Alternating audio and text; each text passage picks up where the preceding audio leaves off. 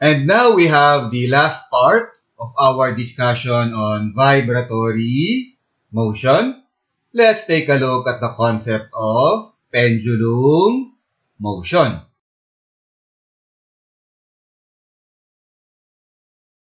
Spring motion is an example of periodic motion. Another example of periodic motion is pendulum motion. In pendulum motion, you have an object of mass m, which we refer to as the pendulum bob. The object is suspended from a massless string of length L. The object is then pulled to one side and released. Due to the action of the restoring force, again, the restoring force is the force that is responsible for maintaining the vibratory motion. In spring motion, the restoring force is the spring force. In pendulum motion, the restoring force is the force of gravity. So due to the action of the restoring force, due to the action of gravity, the pendulum bob will swing back and forth.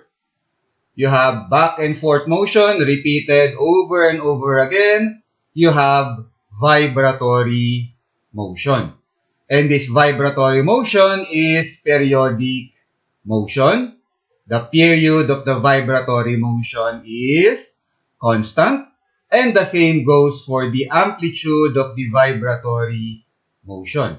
So, the pendulum motion, the pendulum bob will swing back and forth, constant amplitude from equilibrium position when we simply let the pendulum bob hang in static case, static equilibrium. So the pendulum bob will simply be hanging here. This is the equilibrium position. The displacement from equilibrium position of the pendulum bob is constant. And the period of the motion of the pendulum bob is also constant. So one swing or one vibration.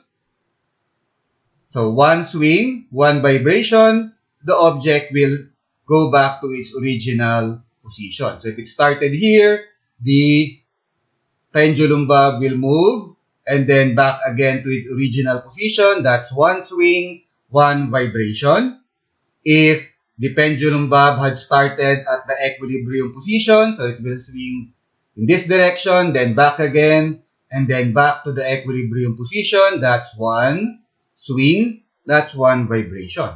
And the time for one vibration or swing is constant. The period is constant. You have periodic motion. And that's the case for pendulum motion.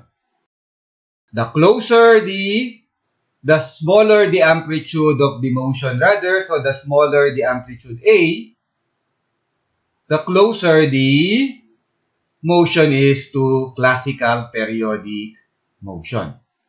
So again, due to the action of the force of gravity, the restoring force for pendulum motion, the pendulum will swing back and forth. And the motion is described by the following equations. As the pendulum bob is swinging back and forth, it's basically moving along an arc. So it's basically moving in angular motion, or at least in terms of the angle produced by angle of the string with respect to the vertical rudder. So you have angular motion, back and forth, angular motion. The object has moment of inertia. The pendulum bob has moment of inertia I equal to ml squared. And the period of the pendulum motion, the time for one vibration, the period is given by 2 pi times square root of L over G. It's interesting to note that the period of the pendulum motion does not depend on the mass or shape of the pendulum bob. it depends on the length of the massless string from which the pendulum bob is suspended. And the angular frequency is given by square root of mgl over I, or simply square root of g over L. The equations for position function, velocity function, and acceleration function of periodic motion also applies to pendulum motion. The same goes for frequency, frequency being the inverse of the period. So, F is still equal to 1 over T, and angular frequency is still equal to 2 pi frequency, or 2 pi divided by period. And that's it for our discussion on pendulum motion. That's it for our discussion on vibratory motion. So thank you for watching.